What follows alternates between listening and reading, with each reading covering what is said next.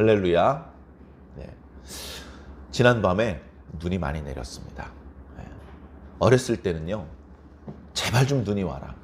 눈이 왜 찔끔찔끔 내리냐. 눈이 발목, 무릎까지 쌓일 때까지 눈이 좀 와라. 가끔 텔레비전을 보면 눈이 사람 키보다 더 많이 내린 동네도 있다더라. 좀 눈이 그렇게 왔으면 좋겠다. 그러면 학교도 안 가도 되고 집에서 하루 종일 놀아도 되고 밖에 나가서 뛰어놀면 얼마나 재미있겠느냐. 눈사람을 만들어도 훨씬 더 크게 만들 수 있을 것 같고. 그런데 우리나라는 눈이 그렇게 많이 내리지 않죠. 어렸을 때 연탄재를 굴려서 그걸로 눈사람을 만들었던 기억이 납니다. 근데 눈이 두텁게 내리지 않으면 연탄재를 열심히 굴려도 잘 눈이 뭉쳐지질 않고, 그렇게 뭉쳐놓은 눈덩어리가 깨끗하질 않아요. 거뭇거뭇. 별로 이쁘질 않죠. 그래, 깨끗한 눈으로 큰 눈사람을 만드는 그런 것들을 TV 같은 것에서 보면 정말 부러웠습니다. 자, 근데 나이를 먹으니까요, 눈아 오지 마라. 눈 안 왔으면 좋겠다. 올해는 왜 이렇게 눈이 많이 오냐. 야, 눈이 낮에 내려야지 왜 밤에 내려. 그런 생각을 많이 했습니다. 왜냐하면 눈 오면 어떻습니까? 추워지죠. 길 미끄러워지죠. 눈이 내리는 순간에는 막 낭만적인 것 같은데요, 벌써부터 길이 막히고요. 어린이들, 강아지들은 좋아하는데 어른들은 걱정이 많습니다.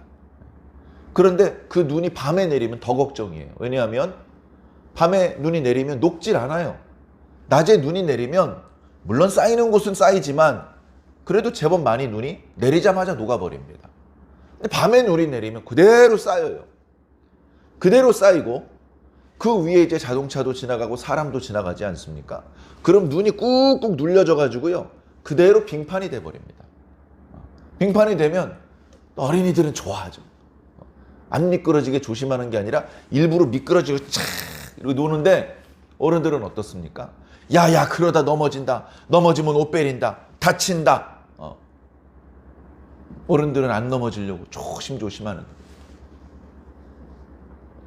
그리고 눈 녹을 때 어떻습니까? 사방에 시커먼 꾸정물들. 어디서 그렇게 꾸정물들이 많이 나오는지 여기저기 있던 꾸정물들을 눈이 다 닦아가지고 길바닥에 다 구정물 천지입니다. 그럴 때 운전하면 자동차 다 더러워지고 옷도 더러워지고. 눈이 오면요, 여러 날 괴로운 거예요. 그런데 그 눈이 어젯밤에 오고야 말았습니다. 첫눈은 아닌 것 같습니다. 며칠 전에 이제 눈이 내렸었죠. 근데 그때는 눈이 적설량이 몇 센티미터다 이런 얘기를 하기 민망할 정도로 그냥 눈발이 날리는 걸로 끝났어요. 제 느낌에는 땅에 떨어지기 전에 녹아 마른 것 같아.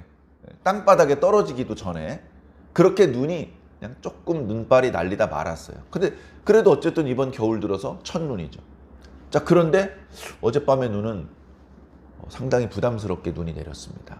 그래서 저도 교회 오는 길에 미끄러지지 않으려고 조심조심 다녔고, 길거리에 다니는 사람들도 차들도 엉금엉금 기어갑니다. 저렇게 느리게 갈 거면 뭐하러 차를 운전을 하나. 걸어가는 게 빠르겠다. 물론 이제 큰 길은 녹았죠. 또 이렇게 눈을 녹게 하는 약품도 뿌리고 해서 큰 길은 그래도 자동차가 달릴 수 있지만, 골목길은, 그리고 이제 햇볕이 내리면 눈이 녹지만 그림자가 진 곳은 하루 종일 이제 눈이 쌓여 있기 때문에 조심하셔야 됩니다. 제가 오늘 아침에 우리 성도님들에게 문자를 보내드렸는데 간밤에 기온도 뚝 떨어졌습니다. 그리고 눈이 내려가지고 길이 미끄러운 그런 상황이기 때문에 성도님들 중에서 아무도 아프거나 다치는 일이 없기를 기도한다는 그런 문자 메시지를 드렸습니다. 그래서 어쨌든 뭐 이렇게 감기에 걸려서 아프거나 또는 뭐 길에서 넘어지거나 뭐 교통사고가 나거나 그러면 어때요? 몸도 상하고 자동차도 상하고 마음도 상하고. 그렇게 되지 않도록 기도했습니다. 여러분들 조심해 주시기를 부탁을 드립니다. 제가 지난주 주일날 영상을 보았거든요. 지난주 주일날 영상을 여러분들은 잘 안 봐도요, 저는 제가 이렇게 예배 인도했던 영상을 빠짐없이 봅니다. 지난주 영상을 보는데 말씀을 시작할 때, 지난 주일 예배 때, 아이고 오늘은 날씨가 포근해가지고요. 제가 이 모직 양복이 아니고 춘추복을 꺼내 입었습니다. 그리고 그 위에 코트를 안 입었는데도요. 아유 그냥 전혀 춥지가 않더라고요. 이럴 때 여러분들 움츠렀던 몸을 한번 기지개 펴시고 산책도 다니시고 그리고 밀어놨던 볼일도 좀 보시고 이제 그런 말씀을 이제 드렸던 기억이 납니다. 그게 불과 7일 전이에요. 7일 전. 그때는 야 12월 달 날씨가 이렇게 따뜻해도 돼? 야 저 온도계 봐봐. 18도야 18도. 영상 18도. 겨울철 날씨 영상 18. 야 실내보다 바깥에가 더 따뜻해. 지난주 주일날은 그랬거든요. 그런데 금요일까지만 해도 그렇게 춥지 않았는데 금요일에서 토요일로 바뀌면서 기온이 뚝 떨어졌어요. 새벽 기온도 제일 추웠을 때가 뭐 8도, 9도, 10도였는데 어저께는 이제 1도 이렇게 뚝 떨어졌습니다. 그러더니 오늘은 거의 영하 10도까지. 아마 강원도나 서울, 경기도 이쪽 우리 완주 지역보다 북쪽 지방은 더 기온이 떨어진 것 같습니다.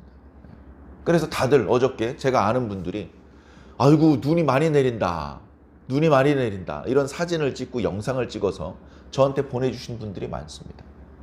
그분들이 야 눈 와서 좋다 이런 마음으로 찍어서 보낸 건 아니에요. 다 어른들이기 때문에 아이고 어떻게 눈이 계속 내리고 어떻게 하면 좋아 걱정스러운 마음으로 사진을 찍어서 보낸 거더라고요. 그래서 저도 마음속으로 눈이 많이 안 내렸으면 하고 바랬습니다. 그래야지 주일 예배 때도 성도님들이 올 수 있고 그 다음에 이제 예배 끝나고 우리가 이런저런 볼 일들이 있잖아요.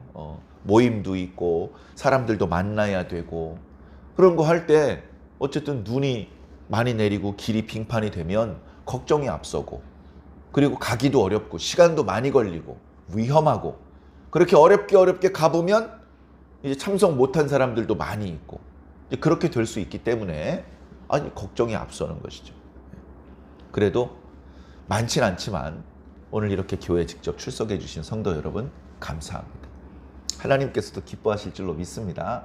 그리고 마음은 너무너무 교회에 직접 와서 예배를 드리고 싶은데 길이 빙판이라 괜히 무리해서 오다가 사고가 나거나 하면 괜히 성도들, 목사님 걱정 끼쳐드리고 하나님께 근심 끼쳐드리는 것이 될까봐 집에서 영상으로 예배를 드리기로 하신 분들 지금 이제 모니터 앞에 있을 텐데 그렇게 이제 예배를 드리시는 것도 잘하시는 겁니다. 어쨌든 사랑하는 성도 여러분 정말 감사합니다. 우리가 주 안에서 이렇게 좋은 관계를 맺어서 계속 갔으면 좋겠습니다. 살다 보니까요 이런 모임 저런 모임이 있습니다. 이런 모임 예를 들면 가족도 하나의 모임이죠. 근데 그 가족의 구성원들은요 바꿀 수가 없습니다. 바꾸면 안 됩니다. 아빠가 마음에 안 들어. 엄마가 못생겼어. 엄마 이쁜 사람으로 바꿀 수 있습니까? 바꿀 수 없습니다. 자식을 바꿀 수 있습니까? 바꿀 수 없어요. 배우자를 바꿀 수 있다 이렇게 생각하는 분이 있는데요. 분명히 말씀드립니다. 바꿀 수 없습니다. 바꿀 수 있다는 생각 그거 버리셔야 됩니다. 마귀가 준 거짓말입니다. 바꿀 수 없습니다. 그런 모임도 있어요. 우리 교회 공동체도 있고 교회 큰 공동체, 작은 공동체 또 세상에도 뭐 학교, 회사 그리고 여러 가지 취미 활동 안에서 뭐 조그만한 소그룹들, 공동체들이 있을 수 있죠.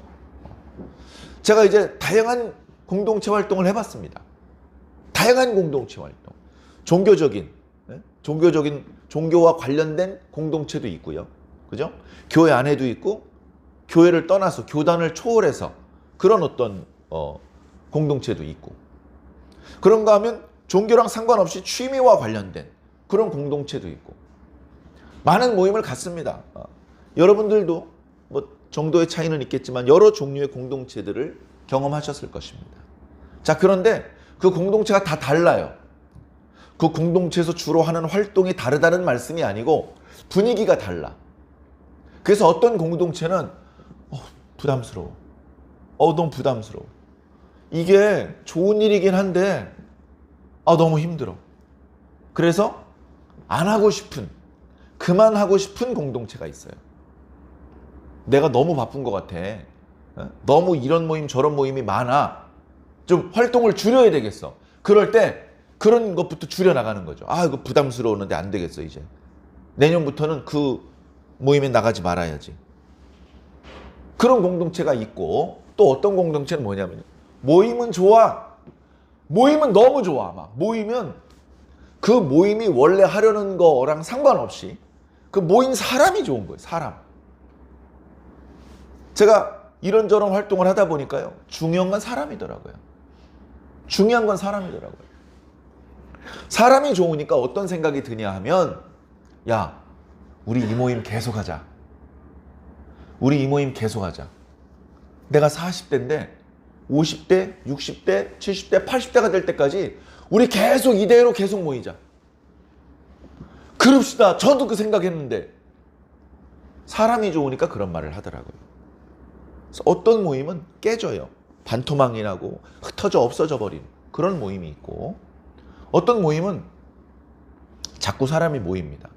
모이진 않더라도 그 모임이 깨지지 않고 좋은 분위기를 계속 이어나갑니다.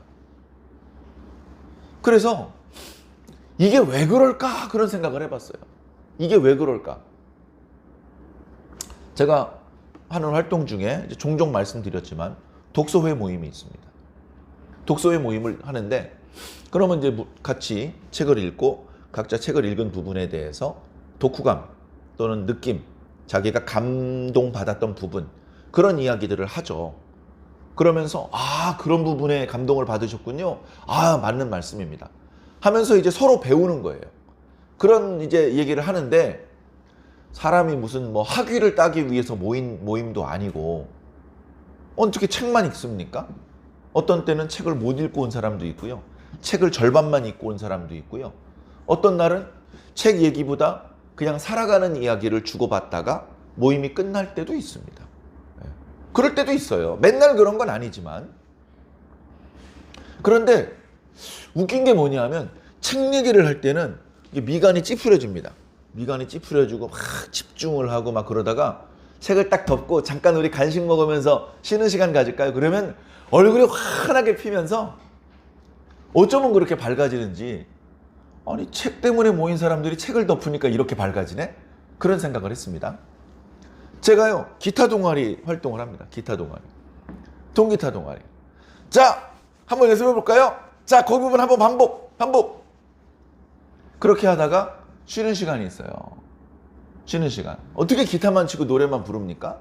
잠깐 내려놓고 커피도 마시고 과자도 먹고 그런 쉬는 시간이 있죠. 그래, 기타 동아리 시간에는요, 기타를 내려놓으니까 다 얼굴이 환하게 펴지는 거야. 이게 웬일인가 싶은 거죠. 기타 동아리는 기타 연주를 해야 얼굴이 밝아질 것 같은데, 기타 연주를 할 때는 아주 집중해서 하느라고 이게 웃을 여유가 없어요. 옆에 상대방 얼굴 쳐다볼 여유가 없어요.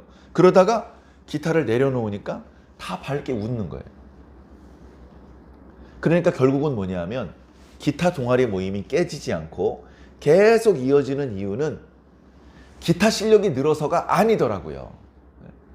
그게 아니고 그 모임에 모인 사람이 좋아서, 그래서 그 모임이 깨지지 않고, 회비를 내려면 기쁜 마음으로 내고, 밥 먹으러 오라고 하면 기쁜 마음으로 달려오고, 음악회가 있다 그러면 각자 열심히 연습해가지고 음악회 준비를 해서 공연도 하고, 서로 좋아서 하는 거예요. 하기 싫으면요, 그냥 아무것도 안 하는 겁니다. 야, 다 준비했으니까 넌 오기만 해. 그렇게 해도 오기 싫은 거예요. 그런데 하고 싶으니까, 난 이거 가져왔어. 난 이거 갖고 왔어. 그래? 그럼 이건 내가 할게. 그렇게 서로 참여하면서 분위기가 좋아지더라고요. 그런 모임은요, 다들 똑같은 소리를 합니다. 우리 이대로 10년, 20년 계속 모였으면 좋겠다. 책 많이 읽어서 박사가 되려는 목표가 있는 게 아니에요. 악기 연습 많이 해가지고 무슨 뭐 가수로 데뷔하려는 게 아니라고요. 그냥 그 모인 것 자체가 좋은 것이죠. 그래서 제가 생각이 많아집니다. 어떤 모임이 모이고 싶은 모임이 될까? 내가 어떤 모임을 만들었는데 이 모임이 계속 지속되기를 원하는 모임이 되게 할 수 있을까? 지금 어떤 모임은 그렇게 분위기가 박질 못해. 분위기가 어떤 때는 좀 썰렁하고 어떤 때는 좀 차갑고, 그래서 그 분위기를 어떻게 하면 좋은 분위기로 바꿀 수 없을까? 여러 가지로 이제 그런 소그룹 모임에 대해서 생각을 합니다. 네? 걱정하지 마십시오. 이게 다 오늘 말씀과 관련이 있는 말씀입니다. 자, 어떤 분이 얘기를 해요. 제가 고민을 꽤 오랫동안 했는데 답을 얼른 찾지 못하고 있는데, 어떤 분이 다른 분하고 이야기를 하는데 그 대화 속에 정답이 있더라고요. 그래서 제가 다른 걸 하면서 듣고만 있다가 그 얘기가 딱 나오자마자 맞습니다, 바로 그겁니다, 이렇게 맞장구를 쳤던 기억이 납니다. 그 조그만한 모임이 깨지지 않고 쭉 지속될 수 있는 이유, 그 조그만 모임이 하기 싫은 모임이 아니라 계속해서 하고 싶은 모임이 되는 이유는 그 모임 속에 누군가 희생하는 사람이 있기 때문이라는 거예요.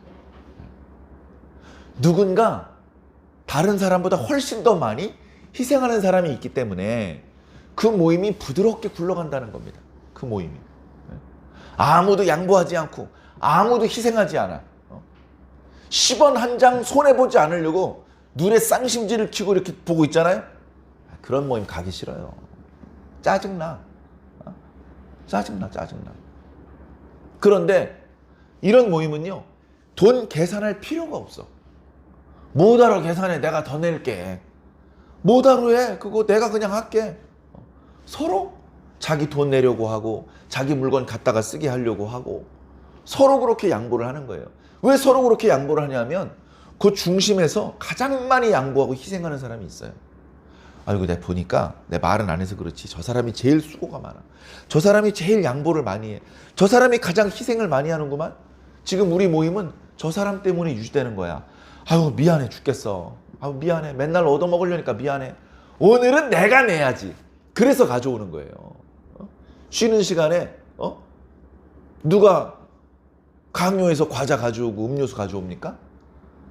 강요에 못 이겨서 고구마 삶아오는 사람이 어디 있어요? 맨날 얻어먹는 게 미안해서 오늘은 내가 삶아봤어요. 마침 고구마가 좀 있더라고. 내가 삶았어 그냥. 맛은 없어. 그래서 기타 연습은 30분 하고 간식을 1시간 동안 먹어요. 그러니까 모임이 재밌는 거예요. 그러니까 누군가 시작을 하는 것이, 누군가 희생을 하는 거예요. 그 사람이 희생하고 있는 거 모를 것 같죠? 말을 안 해서 그렇지 다 알고 있습니다. 다 알고 있습니다. 물론 그걸 보는 관점에 따라서, 보는 사람의 어떤 마음의 상태에 따라서 느낌은 다를 거예요. 느낌은. 무척 미안해하고 무척 고마워하는 사람도 있고, 쟤는 찌질하게 맨날 저러냐, 그런 식으로 좀 좋지 않게 말하는 사람도 있을 겁니다. 그러나 뭐 다 알고는 있다는 거예요. 다 알고 있습니다. 어떤 모임을 만들어서 그 모임을 아주 밝은 모임, 재미있는 모임으로 만들려면요, 누군가 희생하면 돼. 여러분, 누가 희생하면 좋을 것 같습니까? 누가 희생하면 좋을까요? 여러분이 희생해야 돼. 내가 희생해야지. 누가 희생해? 아이고, 우리 모임 참 좋은 모임인데 이게 좀 누군가 희생을 해야 모임이 계속 지속이 될 텐데, 제가 좀 희생했으면 좋겠다. 야, 너 뭐해 빨리 희생 안 하고. 그러면 모임 깨집니다. 박살납니다. 왜 내가 희생을 해야 돼? 왜 나만 가지고 그래? 도망가고, 이 사람 도망가고, 다 도망가면 모임 깨지는 거예요. 모임 깨지는 거예요. 사랑하는 성도 여러분, 교회에서도 그런 일이 있습니다. 교회에서도. 자, 실제 있었던 일은 아닌데 예를 들어 설명하면 이렇습니다. 교회가 규모가 커지면 우리 성도님들의 자녀들을 그 연령대에 맞게 복음을 가르쳐야 돼요. 그래서 어린이들을 위해서 주일학교 예배가 있고, 또 청소년들을 위해서 청소년 예배가 있습니다. 청년들을 위해서 청년 예배가 있습니다. 그러면 주일학교 선생님들이 많이 필요해요. 그죠? 중고등부, 청년부 예배를 운영을 하려면 청년부를, 그 청소년부를 지도할 수 있는 선생님들이 또 많이 필요해요. 그럼 이제 모집을 할 것 아닙니까? 주일학교에도 교사가 많이 필요하고, 청소년부에도 교사가 많이 필요해요. 그러면 교사를 모집을 합니다. 이제 12월도 됐고 중고등부에서 이제 고등학교 3학년 학생들이 졸업을 하니 그 학생들이 덜어는 교사가 되기도 하고 덜어는 성가대원이 되기도 하고 그렇게 이제 교회 이 부서 저 부서에서 이제 활동을 할 텐데 아이고 이번에 졸업생들이 많대. 이번에 우리 주일학교 교사들 많이 보충을 하자. 그래서 이제 모집을 합니다. 그리고 중고등부는 중고등부대로 모집을 해요. 모집을. 그런데 중고등부에는 아무도 지원을 안 해요. 중고등부는 아무도 지원을 안 해.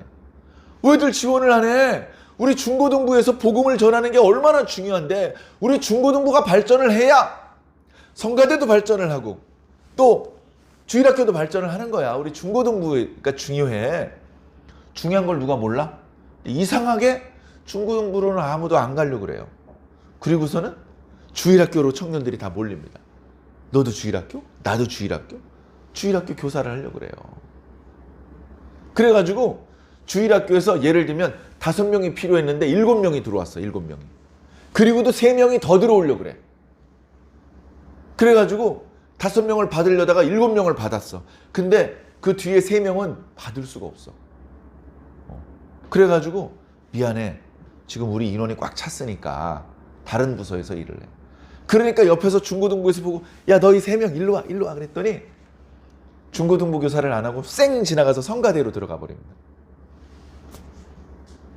왜 그러겠어요? 뭔가 주일학교 교사회의 그 모임은 따뜻하고 밝고 재미있고 편안하고 거기서 활동을 하면 많은 걸 배우고 믿음도 좋아지고 막 그런 분위기가 느껴지는 거예요. 그런데 중고등부는 가면 야단 맞고 가면 막 힘든 일 시키고 부담스러운 일 시키고 가면 망신당해야 되고 누가 가고 싶습니까? 예를 들어서 설명을 하자면 차라리 성가대원을 해야지. 성가대원으로 활동하는 게 훨씬 신앙생활하는데 도움이 될 것 같아. 이렇게 생각을 하면 중고등부는 지금 일손이 부족한데 아무도 들어오지 않고 다 다른 부서로 가는 겁니다. 그런 경우가 실제로 과거에 있었어요. 그래서 이제 그 목회자님들이 중고등부 담당, 주일학교 담당, 또 성가대 담당, 또 담임 목사님 이런 목회자님들 사이에서 조율을 했어요. 조율을 해가지고 너무 한쪽 부서에만 사람들이 몰리지 않고 골고루 사람들이 갈 수 있도록 조금씩 양보를 하자. 양보를 하고 이 부서는 사람들이 많이 부담스러워 하는데 그 부담스러워하는 이유를 잘 살펴서 부담을 좀 덜어줘라. 너무 많은 시간을 모여야 된다? 그 부담되니까 모임 시간을 조금 줄여줘라. 그리고 너무 부담스러운 일을 시키니까 그것이 부담된다면 좀 부담을 덜어주어라. 그래서 그쪽 부서에서 봉사를 할 수 있도록 편안하게. 그러면 그렇게 그 사람들의 부담을 덜어준다면 그 역할을 누군가 다른 사람이 더 많이 감당해야 되는 거예요. 다시 말해서 또 다른 어떤 사람은 많이 희생을 해야 되는 겁니다. 그 사람이 어금니 깨물고 잘 희생을 해주면 그 덕분에 그 부서 전체가 살아날 수 있죠. 그런데 아무도 희생을 하지 않으려고 하면 그러면 이제 그 조직은 그 모임은 위태로워질 수밖에 없습니다. 자, 우리 교회를 한번 볼까요?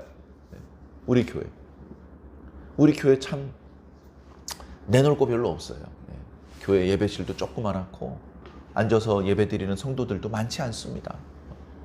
우리 교회도 부족한 게 많죠. 그런데 그나마 지금처럼 예배를 드리고 그나마 지금처럼 우리가 교회로서 여러 가지 활동을 할 수 있었던 것은 누군가 보이지 않는 곳에서 보이지 않는 시간에 뭔가 한 거예요. 오늘 예배 시작할 때 주보가 조금 늦게 나왔습니다. 주보가 누군가 주보를 만드는 거잖아요. 이거 다 컴퓨터로 편집을 해서 이 내용을 다 입력을 해가지고 프린터를 해가지고 그래야지 이제 주보가 나오는 거잖아요. 누군가 해야 돼요. 누군가. 여기 예배실에 이제 화분들이 있습니다. 왜 안 말라 죽었죠? 지난 일주일 동안? 왜 안 얼어 죽었죠? 날씨도 추웠는데? 누군가 돌봐준 거예요. 누군가 물 줬고 누군가 벌레를 잡아줬고 누군가 햇볕을 볼 수 있게 창가로 옮겨줬고 누군가 돌봐주는 거예요. 이 식물들은요 자기가 알아서 가만 있자 예배 시간이잖아. 야, 예배실로 가자. 이렇게 못 나옵니다. 누군가 들어서 옮겨놓은 거예요, 여기 전부 다. 여기다 계속 일주일째 놓으면 어떻게 되겠습니까? 해를 못 봐서 병이 들어요. 약해져요. 그러니까 야, 예배 끝났는데 창가로 가자. 갈 수 있습니까? 누군가 다 해준 거예요.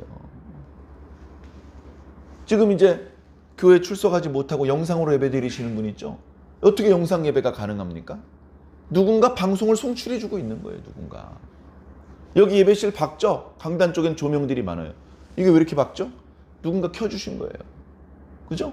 예배 깨끗하죠? 누군가 청소한 거예요. 네?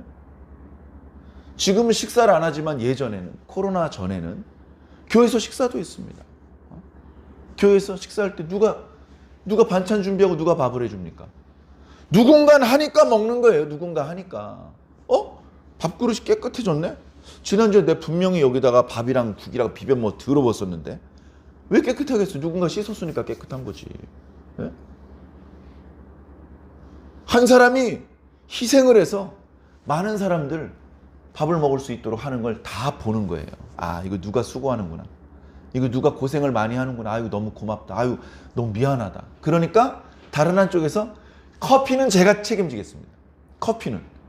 그러면서 자기 집에서 커피, 원두 깎는 거 또 이렇게 다 준비를 해가지고 오는 거예요. 준비를 해가지고 와서 식사 끝나고 커피를 준비를 합니다. 그래서 그 커피 향에 다들 즐거워하는 모습에 흐뭇해합니다. 그거 준비하려면 시간도 많이 걸리고 아마 돈도 좀 들었을 거고 그런데 하나도 안 아까운 거예요. 너도 희생, 나도 희생하니까 모두가 즐거운 거예요. 모두가. 우리가 이렇게 조금씩 우리 전체 공동체를 위해서 우리 교회는 교회대로 여러분들 가정으로 돌아가면 가정 속에서 누군가 희생해야 돼요. 누군가. 가정에서 주로 희생하는 분 누구죠? 제일 1등으로 희생하는 분 엄마.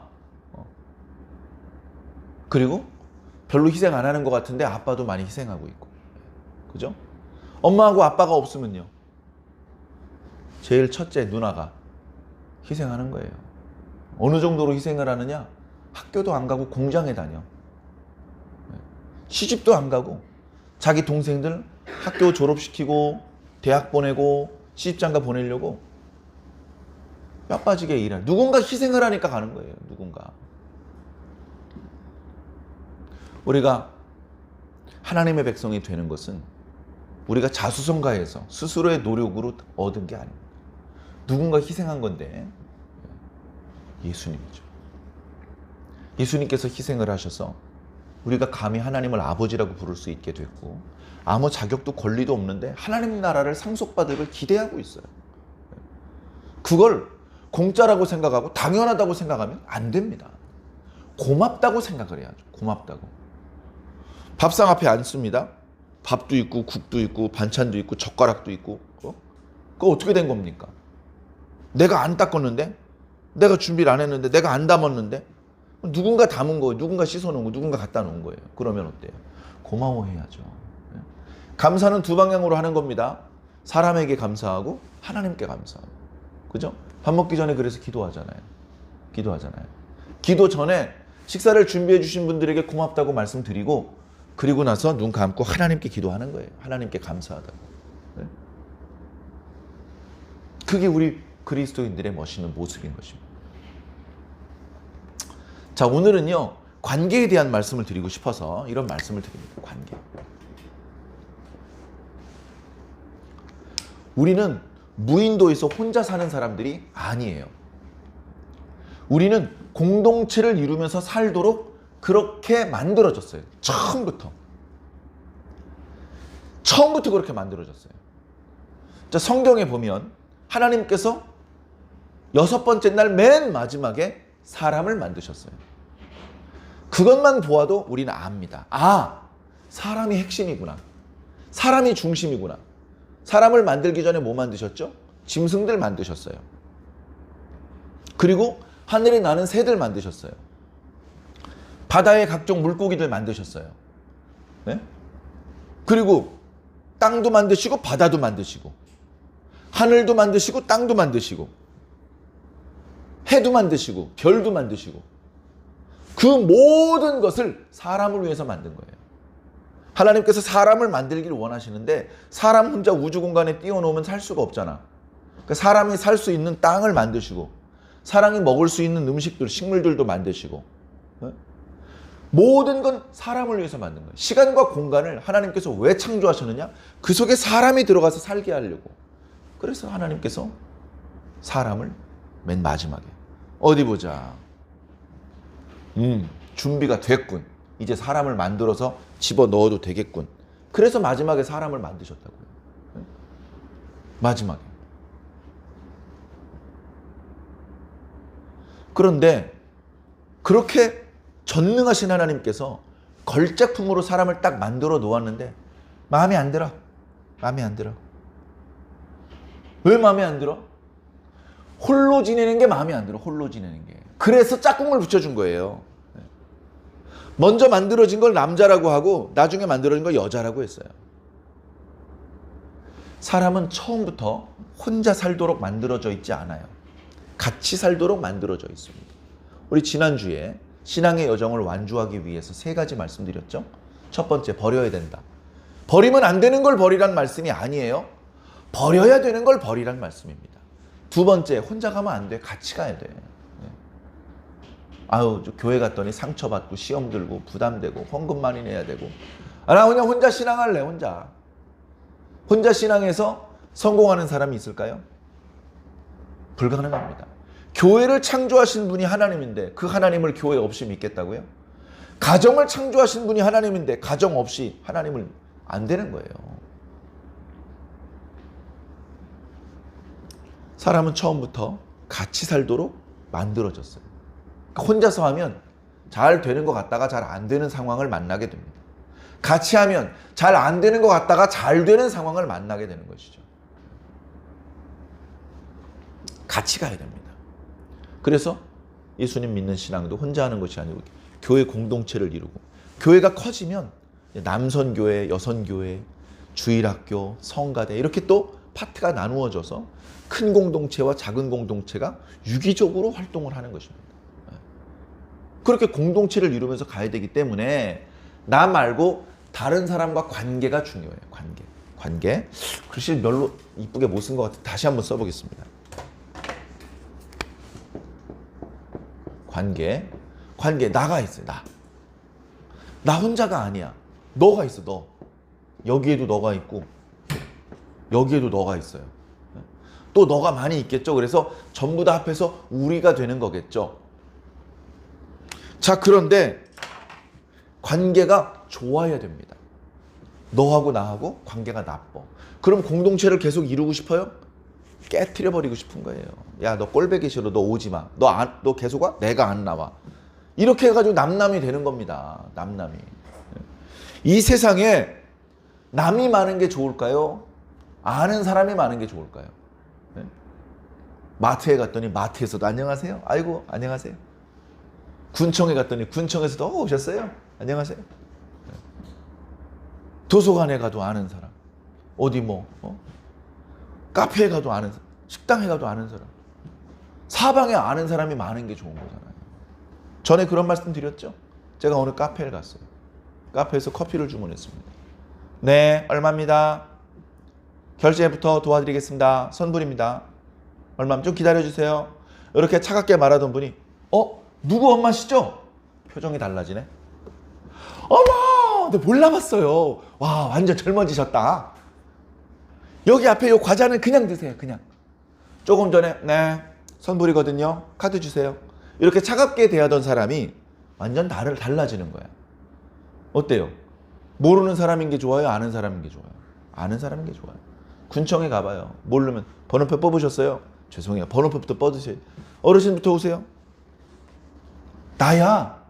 아저씨. 무슨 일이세요? 나 이거 문제가 있어서 좀 왔는데. 그래요? 잠깐만 기다리세요. 하더니 새치기. 새치기에서 다른 사람을 피해를 주는 그런 새치기 아니고 그 담당자가 그냥 이리저리 발품을 팔아서 도와주는 것이죠. 식당에 가서도 그 직원만 알아도 깍두기 한 접시가 또 옵니다. 별것 아닌 것 같아도. 가는 데마다 아는 사람이 한 명도 없어. 어떻게 되겠어요? 네? 심지어 다 경상도 사투리 쓰는데 혼자서 전라도 사투리 쓰면서 막 얘기를 해보세요. 네? 어떻게 되겠어요? 힘들어지는 겁니다. 힘들어져요. 거기서 짜증 내봤자 아무도 들어주질 않습니다. 좋은 관계가 필요해요. 좋은 관계. 좋은 관계. 근데 제가 오늘 말씀을 드리려는 방향은 이런 겁니다. 자, 오늘 예배 시작할 때 묵도 말씀도 로마서 말씀을 읽었는데, 가능하다면 모든 사람과 더불어 화목하게 지내라. 가능하면 모든 사람하고 평화롭게 지내라. 이게 사도의 당부의 말씀이고 주님의 당부의 말씀이에요. 가능하면 모든 사람과 좋은 관계를 유지하면서 지내라. 어렵겠지만 최대한 그렇게 노력해 주시기 바랍니다. 자, 그런데 분명히 같이 가야 되는 친구가 있고 같이 가면 안 되는 친구가 있어요. 같이 가야만 하는, 절대 놓쳐서는 안 되는 친구가 있고, 같이 가면 같이 있는 만큼 힘들어지고 손해가 되는 그런 친구도 있습니다. 그러니까 어떻게 해야 돼요? 내가 그 미련하고 그 어리석고 그 나에게 자꾸 손해를 끼치는 그 친구를 감당할 수 있으면, 감당할 수 있어. 그 사람이 자꾸 손해를 끼치는 거 내가 얼마든지 메꿔줄 수 있고, 그 사람이 자꾸 속상한 소리 하는 거 내가 참아줄 수 있으면 같이 갈 수 있어요. 근데 내가 약해. 내가 그렇게 성인 군자가 아니야. 내가 그렇게 대단한 신앙인도 아니고 나 그냥 평범해. 그러다 보니까 그런 친구 너무 힘들어. 짜증나. 힘들어. 그러면 어떡합니까? 거리를 둘 수밖에 없는 거예요. 거리를. 지난주 말씀에서도 빨리 가려면 혼자 가야 되지만 멀리 가려면 같이 가야 된다. 그래서 친구랑 같이 가야 되는데, 어떤 친구는 같이 가면 더 힘들어지는 친구도 있다. 그 친구와 그 갈등과 그 고비를 넘어서 친해질 수 있으면 그러면 최고겠지만, 계속해서 서로를 아프게 하는 관계로 남는다면 차라리 중간에 떨어져서 각각 다른 친구와 같이 가는 것이 나을 수도 있다. 그런 말씀을 드렸는데, 그래서 사실은 오늘 이 말씀을 준비하면서 마음속에 약간의 고민이 있었습니다. 왜냐하면 교회에서 무조건 용서하라, 무조건 사랑하라 이렇게 가르쳐야 되는데, 목사님이 강단에서 어떤 친구하고는 절교하십시오 막 이런 식으로 설교한다고 여러분들이 느끼실까 봐 분명히 말씀드리는 것은, 기본 원칙은 가능하면 모든 사람과 화목하게 지내는 것입니다. 가능하면. 그러려면 어떻게 해야 되냐면요, 자신에게 도움이 안 되는 사람들을 위해서는 좀 내가 희생을 해야 되고, 양보해야 되고, 기다려줘야 되고, 내가 좀 참아줘야 될 필요가 있습니다. 내가 힘이 많으면 다 참아주고 견뎌주면 제일 좋아요. 근데 아직 그 단계가 아니야. 그러면 내가 참아줄 수 있는 범위 내에서 관계를 유지할 수밖에 없는 것이죠. 큰 조직, 큰 단체를 운영하기는 어려울 것입니다. 그래서 어떻게 보면 최대한 모든 사람으로 더불어 화목한 것이 좋은데, 너무 힘들면 조절이 필요한 것이죠. 조절이. 그런데 이것도 우선 이렇게 내가 감당하기 쉬운 분들과 공동체를 이루어서 생활을 하다가 내가 가만히 있으면 안 돼요. 내가 성장해야 돼. 내가 성장해야 돼요. 전에는 혼자 걸어가는 것도 힘들어. 근데 좀 알통이 붙었어. 그럼 어떻게 됩니까? 몇 사람을 부축해주고 업어주고 이렇게 데리고 갈 수 있는 그런 힘 있는 사람이 돼야 돼요. 힘 있는 사람. 전에 미안한데 조금 이렇게 거리를 뒀던 친구 이제 다시 연락해서 데리고 들어와야죠. 데리고 들어와 봤자 여전히 우리가 원하는 대로 막 성장하고 성숙해지지 않을 때 애네 그 모양 그 꼴이야. 그런데 어때요? 내가 좀 힘을 얻었어. 이 힘 뭐야? 하나님께서 주신 거잖아. 이 힘 죄 없는 사람 때리라고 주신 거야? 그게 아니고 힘 없는 사람 부축해서 같이 데리고 가라고 주신 힘이야. 그러면 그 힘 어떻게 해? 낭비하지 말고 써먹어야지.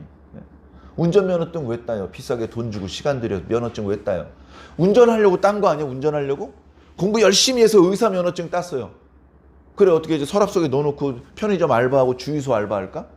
의사 면허증 땄으면 의사로 일을 해야 되는 거잖아요. 그것과 마찬가지로 하나님께서 힘을 주셨으면 그 힘을 써야지. 옆에 있는 형제들 도와주는 걸로 써야지.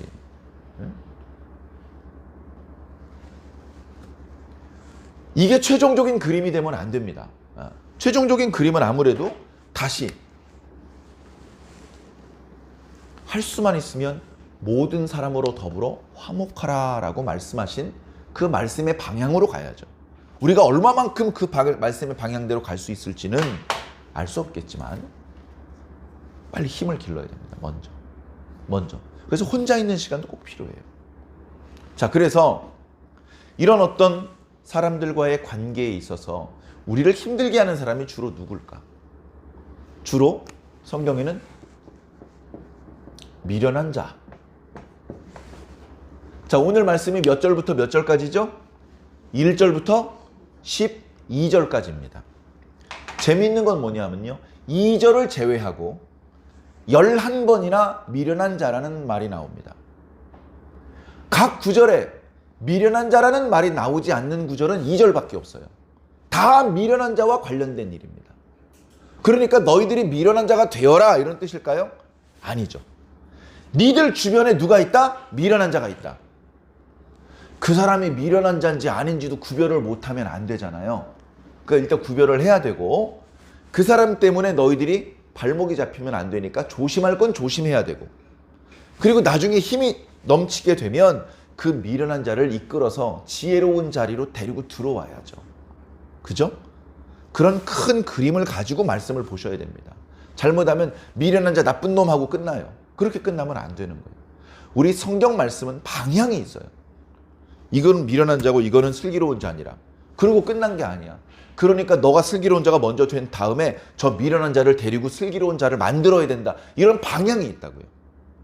자, 그런 방향을 가지고 빠른 속도로 말씀을 한번 살펴보겠습니다. 미련한 자에게는 영예가 적당하지 않다. 미련하면 영예를 얻으면 안 됩니다. 미련한 자에게는 영예가 적당하지 않아요. 여러분, 이 말씀을 지혜로운 자만 읽는 것이 아닙니다. 상황에 따라서 내가 미련한 자일 수도 있어요. 그러면서 영예를 내가 막 원할 때가 있어요. 적당하지 않은 겁니다. 불필요하게, 부당하게 영예를 요구하고 욕심을 내면 안 되는 것이죠. 왜냐하면 적당하지 않은 것이니까. 적당한 때가 되면 내가 노력하고 요구하지 않아도 가만히 있어도 영예가 찾아옵니다. 가만히 있어도 사람들이 다 나를 주목해서 보고 사람들이 다 내 말을 귀담아 듣습니다. 가만히 있어도. 그때까지는 욕심 부리지 말고 그저 안으로 나 자신을 길러내야죠. 내가 먼저 성장해야 됩니다. 내가 먼저 어른이 돼야 되고 내가 먼저 지혜로운 사람이 돼야 됩니다. 나도 아직 멀었는데 무슨 영예를 바라. 나도 나란 사람을 막 괴롭히고 힘들게 하는 주제에 누구에게 힘이 되고 뭐 안 되는 것이죠. 아직은 적당하지 않다. 마치 여름에 눈이 오는 것과 어젯밤에 눈이 왔죠. 뭐 이상할 것 없죠. 12월 달에 눈 올 수 있는 거지. 7월, 8월 달에 눈이 오면 그건 좀 이상한 거잖아요. 그런 것처럼 미련한 자가 영예를 얻는 것은 맞지 않는 일이다 라고 말하는 겁니다. 추수 때에 비가 오지 않아야 될 때에 비가 오면 추수 못하고 다 농작물 썩어버립니다. 그렇게 되면 안 된다. 까닭 없는 저주. 미련한 자가 저주를 했어요. 저주를 했는데 그 저주를 할 만한 까닭이 없어. 그 저주가 이루어질까요? 안 이루어진다. 참새가 떠도는 것과 제비가 날아는 것 같이 이루어지지 아니하느니라. 자, 말에게는 채찍이요 나귀에게는 재갈이요. 왜 나귀에게 재갈을 물리고 말에게 채찍을 가합니까? 말 안 들으니까. 안 들으니까 아니라 걔들은 말을 못 듣잖아요. 소리 자체는 들리지만 그 소리의 의미를 모르잖아요. 그죠? 미련한 자가 그렇다고요. 아무리 말해줘도 듣지를 않아. 소리가 들리긴 들려. 의미를 몰라, 의미를. 여러분들 그런 미련한 자가 되면 안 됩니다. 그런 자에게는요 막대기를 등짝에 때릴 수밖에 없는 거예요. 막대기를. 그런 부류에 서면 절대로 안 돼요. 자, 4절. 미련한 자의 어리석은 것을 따라 대답하지 마라. 4절과 5절은요 약간 모순적인 것 같은데 나름대로 의미가 있습니다. 어떤 미련한 자가 얘기를 합니다. 그 말을 따라서 대답을 해줘요. 그럼 어떻게 돼요? 모르는 사람들이 너까지 미련한 자라고 생각할 수 있다. 오해할 수 있다. 그래서 그 미련한 자와 같이 있는 나 자신을 보는 제3자들을 생각해서 이렇게 말씀을 주시는 거예요. 그 미련한 자와 똑같은 취급을 받을 수 있으니 그러지 말아라. 이런 것이죠. 자, 근데 5절에는 이렇게 말하고 있습니다. 미련한 자에게는 그의 어리석음을 따라 대답하라. 아까는 대답하지 말라 그랬는데 이번엔 대답하라. 이번엔 왜 그러냐 하면 이번엔 그 보는 주변 사람들을 의식해서 주시는 말씀이 아니고 그 미련한 자를 위해서 주시는 말씀이에요. 그 미련한 자에게 해주면 그 사람이 자기가 틀린 말을 하고 있는데 옳은 말을 하고 있다고 착각할 수 있으니까 그게 아니야! 라고 해주라는 거예요. 상황에 맞게 말씀을 보셔야 될 줄로 믿습니다. 미련한 자 편에 기별하는 것은 내가 저 멀리 있는 사람한테 내 소식을 전해줘야 돼. 근데 미련한 사람에게 그 일을 맡겼어. 그럼 어떻게 되겠습니까? 자기 발을 베어버림과 같다. 오히려 메시지가 뒤바뀌어서 전달이 되고 큰 손해를 보게 될 수 있다. 그 미련한 자를 알아보고 조심해야 되는 것이죠. 저는 자의 다리 힘이 없이 달린 것처럼 미련한 자의 입에 잠언도 그럴싸해 보이지만 잠언도 아니다. 자, 8절. 미련한 자에게 영예를 주는 것은 아까 1절에 미련한 자에게 영예가 적당하지 않다고 말씀하신 것과 같은 말씀이죠. 돌을 물매에 매는 것과 같다. 자, 이게 뭐냐면요. 물매가 있어요. 물매. 영어로 보니까 슬링이라고 그러더라고요. 슬링. 줄이 있고 끝에 이렇게 넓은 천이 있어요. 그럼 그 중간에다 돌멩이를 얹어놔요. 그래가지고 그걸 돌려요. 돌리면 그 천 넓적한 곳에 돌멩이가 폭 감싸여가지고 같이 따라 돌겠죠? 그렇다가 슬링에 한쪽을 놓아요. 한쪽을 놓으면 양쪽을 다 지탱하고 있을 때는 그 천이 돌을 감싸주고 있지만 한쪽을 놓으면 이게 열려버리니까 돌멩이가 휙 날아가는 거예요. 다윗이 그런 방법으로 골리앗을 쓰러뜨린 겁니다. 자, 그런데 이 돌멩이를 그 물매에다 묶어놔요. 묶여 있는 줄 모르고 막 돌리다가 딱 던졌어. 어떻게 되겠습니까? 돌이 안 날아가고 내 이마를 치는 거예요. 돌멩이가 날아가야 되는데 날아갈 줄 알고 막 돌려 쫙 했는데 안 날아가고 그 돌멩이가 그 물매에 묶여 있으니까 이렇게 해서 한쪽만 놓고 한쪽은 쥐고 있으니까 자기를 때린단 말이에요. 미련한 자에게 영예를 주는 것은 그렇게 위험한 일이다. 위험한 일이다. 자, 관련된 말씀 드리고 싶은 말씀들이 많지만 다음 기회에 말씀드리겠습니다. 9절. 미련한 자의 입에 잠언은 술 취한 자의 손에 든 가시나무 같다. 자, 가시나무를 술 취한 사람이 들고 있어요. 술 취한다는 말 뭔지 아시죠? 자기 말도 자기 행동도 제대로 컨트롤 못해요. 가시나무를 막 흔들면 어떻게 되겠어요? 멀쩡한 사람 여기저기 찔러서 고통스럽게 하는 거예요. 미련한 자가 잠언의 말씀을 막 하면요, 그게 그 듣는 사람들에게 유익을 주는 게 아니라 상처를 준단 말이죠. 자, 10절. 장인이 온갖 것을 만들지라도 미련한 자를 고용하지는 않는다. 미련한 자를 고용하는 것은 차라리 지나가는 행인을 고용한 것 같다. 제가 어저께 점심에 짜장면을 먹었는데 바쁘지 않은 시간이라 보니까 주방장이 밖에 나와서 난로에 불을 쬐면서 여러 가지 대화를 나눴는데 짜장면이 맛있다고 중국집 차리는 사람이 있냐고 그런 얘기를 해요. 짜장면이 맛있다고 중국집을 차리고 자기가 직접 면을 뽑아 먹는 사람은 몇 명 안 되죠. 그럴 수 없죠. 내가 일손이 딸린다고 이쪽 일을 한 번도 해보지 못한 아저씨를 내가 고용할 수는 없지 않냐고 다른 얘기를 하다가 이제 그런 얘기가 나왔는데 바로 이 얘기입니다. 우리가 미련한 자에게 일을 시키는 것은 그 일을 한 번도 해보지 못한 사람을 고용하는 것이나 마찬가지다. 절대 하면 안 되는 것이죠. 그러니까 미련한 자를 미워하지 말고, 지금 11절 12절도 미련한 자가 이렇게 어리석다, 가망이 없다, 이런 얘기를 이제 하는 건데, 미련한 자를 아우 저 미련한 놈 하면서 손가락질하고 욕하고 미워하지 말고, 그 미련한 자가 미련한지도 모르고 데려다 쓴 자신의 미련함을 탓해야죠. 자신의 미련함을. 미련한 자가 있어. 우리 주변에 항상 있어. 미련한 자가 많아요. 많아. 때로는 나도 미련한 자인데, 그러니까 미련한 자는 항상 많이 있는데, 그 미련한 자를 미워하고 그 미련한 자를 배척하고 그럴 게 아니고, 내가 그 사람이 미련하다는 것을 알아야 돼. 그래서 조심해야 돼. 조심해야 돼. 미련한 자 때문에 내가 불필요하게 타격을 받거나 발목이 잡히거나 손해를 보지 않아야 돼. 조심해야 돼. 미련한 자를 미련한 자인 줄 모르고서 심부름을 맡기고 영예를 주고 그래가지고 문제를 키운, 나도 미련한 자인 거잖아.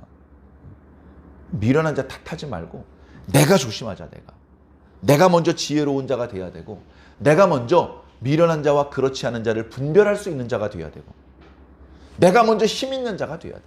그렇게 된 다음에 그 미련한 자도 지혜로운 자로 이렇게 바꾸어 나가야 되는 것이죠.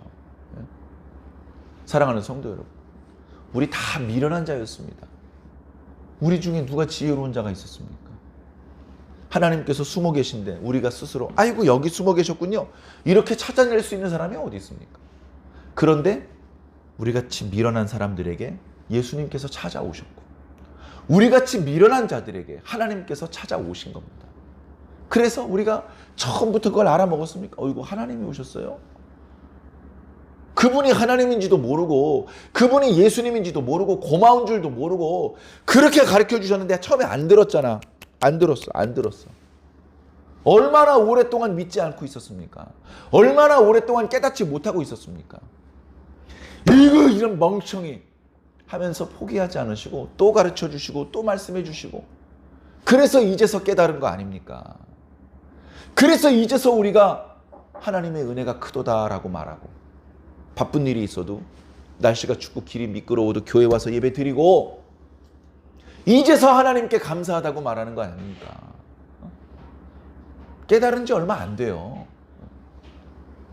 사랑하는 성도 여러분, 주님의 그 너그러우심이 있었기 때문에 우리 미련했던 자들이 주님을 닮아서 지혜로운 자가 되어가고 있습니다.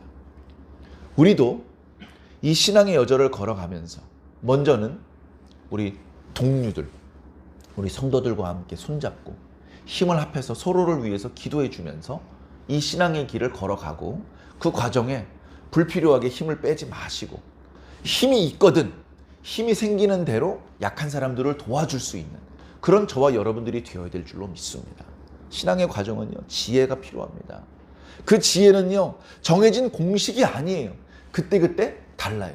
오늘 말씀 4절과 5절만 봐도 똑같은 상황에 어떤 땐 이렇게 하라고 그러고 어떤 땐 저렇게 하라고 그래.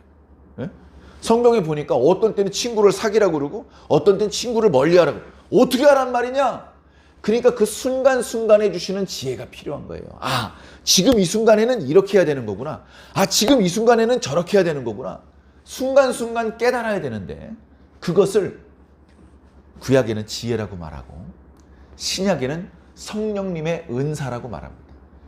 성령님께서 순간순간 느껴지게, 깨달아지게 만들어 주셔야 됩니다. 그 인도하심을 따라갈 때에 우리는 온전할 수 있고, 우리는 우리 자신이 가지고 있는 힘보다 더 큰 일들도 감당할 수 있게 되는 것입니다. 사랑하는 성도 여러분, 연말 연시입니다. 이제 불과 보름도 남지 않은 것 같습니다. 이 기간 동안에 특별히 더 경건한 마음으로 보내시기를 부탁을 드립니다. 그리고 이제 일주일 후면 성탄절입니다.